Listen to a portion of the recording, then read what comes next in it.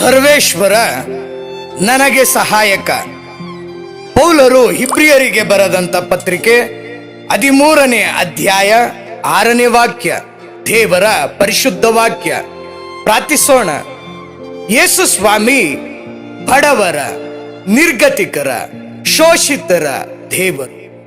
ಯೇಸು ಸ್ವಾಮಿ ತನ್ನ ಜೀವಿತ ಕಾಲದಲ್ಲೆಲ್ಲೂ ಕೂಡ ಆಡಂಬರದ, ವೈಭವದ ಜೀವನವನ್ನ ನಡೆಸಲೇ ಇಲ್ಲ.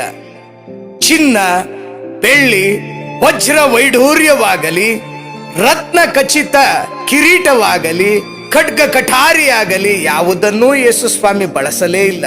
ಏಕೆಂದರೆ ಯೇಸು ಸ್ವಾಮಿ ಬಡವರ ಧ್ವನಿಯಾಗಿದ್ದಂತಹ ದೇವಮಾನವ, ಶ್ರಮ ಜೀವಿಗಳಿಗೆ ವಿಶ್ರಾಂತಿದಾತ.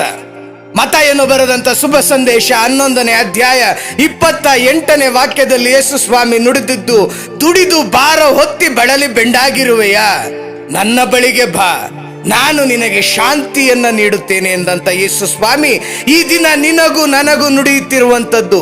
ಸಾಲದ ಹೊರೆಯನ್ನ ಹೊತ್ತು ಜೀವನ ಸಾಗಿಸುತ್ತಿರುವೆಯಾ? ಕೌಟುಂಬಿಕ ಹೊರೆಯಿಂದ ನಿನ್ನ ಜೀವನವನ್ನ ಸಾಗಿಸುತ್ತಿರುವೆಯಾ?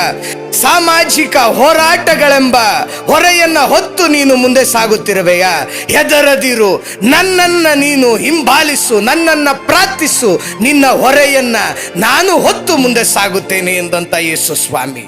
ನನ್ನೊಲವಿನ ಪ್ರೀತಿಯ ಸ್ನೇಹಿತರೆ, ಅಂದು ಶಿಲುಬೆಯನ್ನ, ಆ ಭಾರವಾದ ಶಿಲುಬೆಯನ್ನ ಭುಜದ ಮೇಲೆ ಹೊತ್ತು ಕಪಾಲ ಬೆಟ್ಟವನ್ನತ್ತಿದಂತ ಯೇಸು ಸ್ವಾಮಿ ಇಂದು ನಿನ್ನ ನನ್ನ ಹೊರೆಯನ್ನ ಹೊತ್ತು ನಮ್ಮ ಹೆಜ್ಜೆಗಳಲ್ಲಿ ಹೆಜ್ಜೆ ಇಟ್ಟು ನಮ್ಮನ್ನ ಮುಂದೆ ನಡೆಸುವಂತ ಆ ಯೇಸು ಸ್ವಾಮಿಗೆ ಹೃದಯಾಂತರಾಳದಿಂದ ಕರ್ತನೇ ನಿನಗೆ ವಂದನೆ, ಕೃತಜ್ಞತೆ, ಆರಾಧನೆ, ಸ್ತುತಿ, ಸ್ತೋತ್ರ ಎಂಬುದಾಗಿ ಕ್ಷಣಕಾಲ ನಾವು ದೇವರನ್ನ ಆರಾಧಿಸಿ ಪ್ರಾರ್ಥಿಸೋಣವೇ. ಆಮೆನ್.